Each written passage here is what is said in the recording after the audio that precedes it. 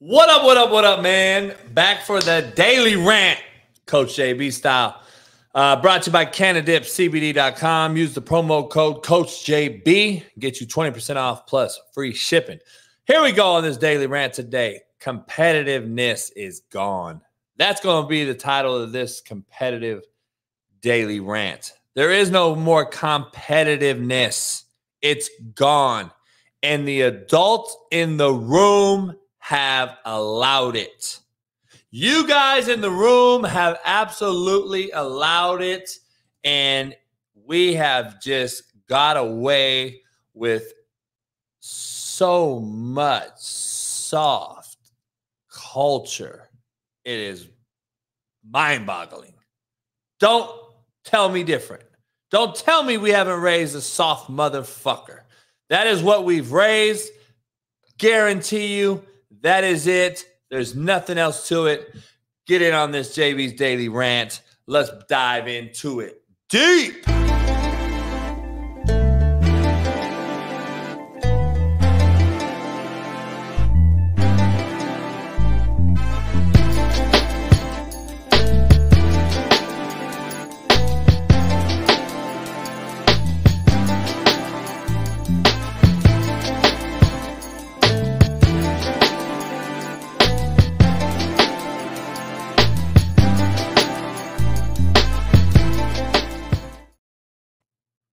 Competitive, by definition, I'm going to give it to you real quick.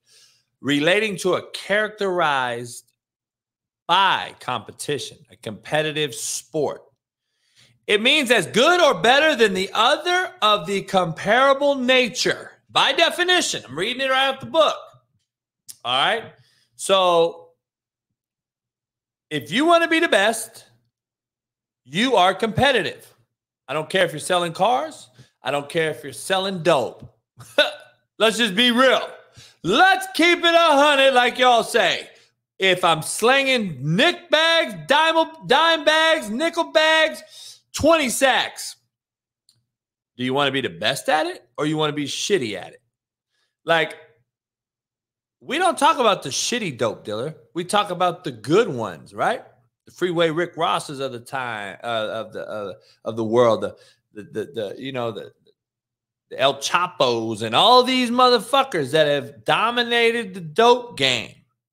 We talk about Noriega, not the rapper. Rick Ross, not the rapper. There's a reason rappers name themselves after these notorious people. They're competitive. They want to be great at something. Yeah, you can talk shit, say, "Oh man, coach, you talking about the wrong thing." Not really. Because at the bottom line, you want to be the best or you want to be the shittiest. I don't care if you're notorious or not. They're only notorious because you label them that. Because you know who they are. Because they are the best. They're competitive. I'm telling you right now, we have gotten soft. The jersey swap has just crippled the youth. The jersey swap. Oh, coach, you tripping. Am I? Am I tripping? NFL stars are showing each other love after each post game now. Every game. It started overseas in soccer. European soccer brought over this soft ass shit. I mean, look at that shit right there. I mean, these are warriors, gladiators. This is what we used to be. Beckham and Sherman and Jalen Ramsey and OBJ and Brandon Marshall has a classic room full of them. The tradition started in soccer, like I said. We brought this soft-ass shit over here, and we bought into it. This shit has become fucking so soft. How do you guard this motherfucker every day and talk shit and then want his jersey afterwards? I couldn't do it. I will swap with you after our careers are over. Not during. After. Like, I am sick to my stomach with the softness. And now the latest thing is this.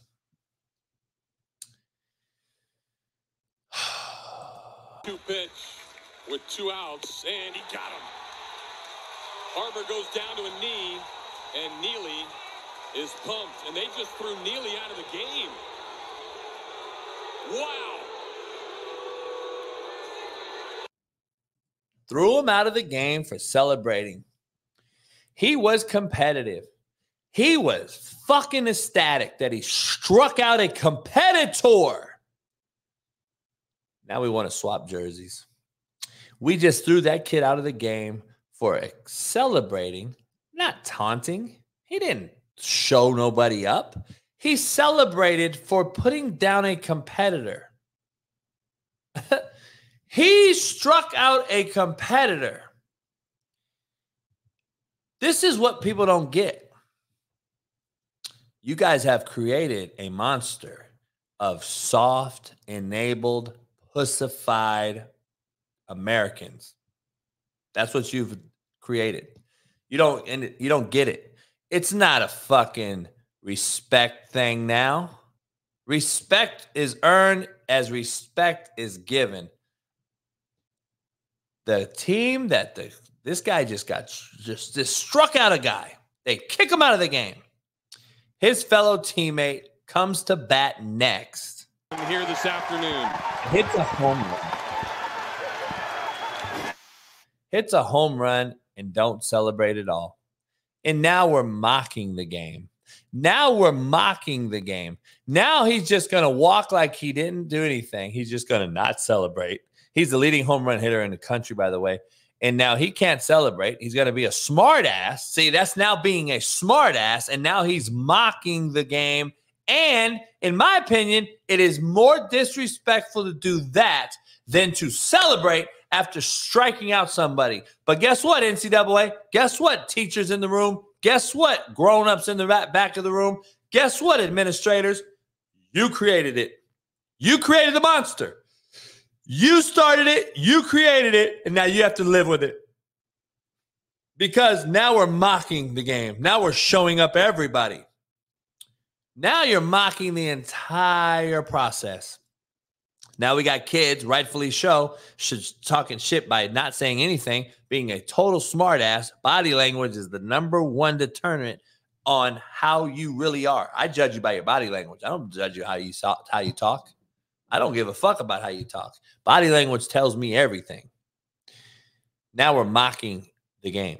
That kid, right, just mocked you harder than the dude showing you competitive spirit by striking you out mano-a-mano. You may hit a home run next time against that pitcher. You might toss the bat. They're going to throw him out? Are they going to throw him out?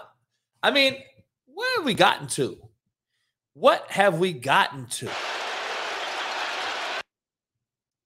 I mean, I like this. Pussy. I like this shit. This is competitive. Malice in the Palace didn't have to happen. It was just competitive. Like, this is competitive, but now we've become so soft that Sabonis flopped. He flops. He literally flops. Draymond steps on him because he couldn't move. And I agree with Shaquille O'Neal. Shaq said it best. I would have stomped a mud hole through his chest. I would have too. It's competitive. Start none, won't be none. This is where we've gotten to, all you jersey swappers.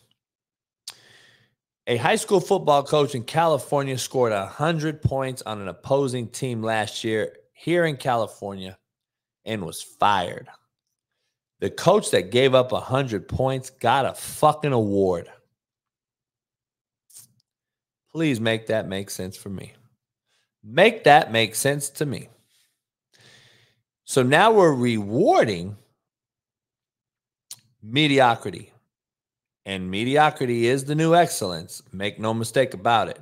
We're rewarding mediocrity. The coach that gave up 100 points, contrary to belief, should have got fired on the fucking football field at halftime. if we're going to keep it real, if we're going to be serious and all honest here, the coach that gave up 100 should have been fired at halftime. The coach that scored 100 should have got a fucking Coach of the Year award. But we're too worried about fill-ins. We're too worried about fucking jersey swaps. You wonder why we're fucking smashing and grabbing and robbing fucking Walmarts and disrespectful as fuck? Because you've enabled these fucking kids as much as I've ever seen in my entire life. You've enabled these kids beyond belief. You've given. You haven't demanded the same that you've given. You give them something and never expect nothing back. You don't tell them to get this, you must do this. No, they say, I want mommy. And you know what mommy does? Gives. They don't say no more. All right, take out your trash, do your homework, sweep up the yard, mow the grass, and then I'll give you this. All right, cool. We used to be excited to do all that shit to get something. And it might have been nothing but a Matchbox car around this motherfucker. It could have been a Matchbox car to go in my fucking collection. It could have been a goddamn He-Man fucking figure to go with my collection. Right along with Skeletor around this motherfucker. I wanted to have all the Skeletor and all the He-Man and the She-Ra. I was a He-Man motherfucker, even though I think he was kind of a made-up human now that I look at him. But you know what? Is what it is. I would have fucking done everything. I would have mowed 2 neighbors' yards for the fucking Matchbox car or the G.I. Joe figure or the fucking dude on G.I. Joe with the fucking parachute. Like, who knows what you wanted for the Nintendo when it came out? For the fucking, back in my day, ColecoVision or fucking Atari. I wanted a new controller. I would have done all that shit. Nowadays, motherfucker just tells the mom straight out what I want to eat. Mom, I ain't eating that shit. Motherfucking parents, I know a motherfucker daddy who got his kid a fucking car for her 16th birthday. And she had the audacity to bitch and cry about the color was wrong and she didn't want it. And he's like, JB, I don't know where I failed. I don't know where I failed my kids because I didn't teach them this. And I'm like, fuck, man. That's alarming. That's concerning. That's disheartening. Because I know there's parents out there failing the kids. 90% of the failure is coming from the home. Parents are failing the kids. But I didn't know that these kids are getting it through osmosis. But now I do. They're getting it through video games, social media, cell phones, TikTok videos of others swapping jerseys of their mentors and their idols and their heroes, swapping jerseys. And you don't think these motherfuckers are going to be soft? You don't think that Kawhi Leonard load managing every fucking day is going to make the college player hit the transfer portal because he don't get his fucking way? Fucking please. Bitch, please, as we used to say in the hood. Motherfucker, please.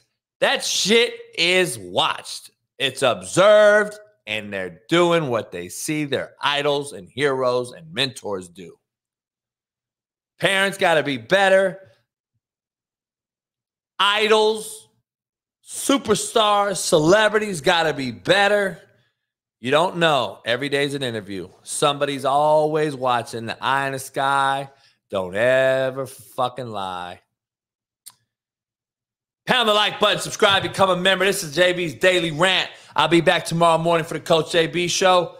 Don't miss it. Come on over to Patreon and get you some coaching 101 Chalk Talk. Episode 2 is today. We're here on April 18th, 2023. Great day to have a great fucking day. Win on me, win on 3. Peace.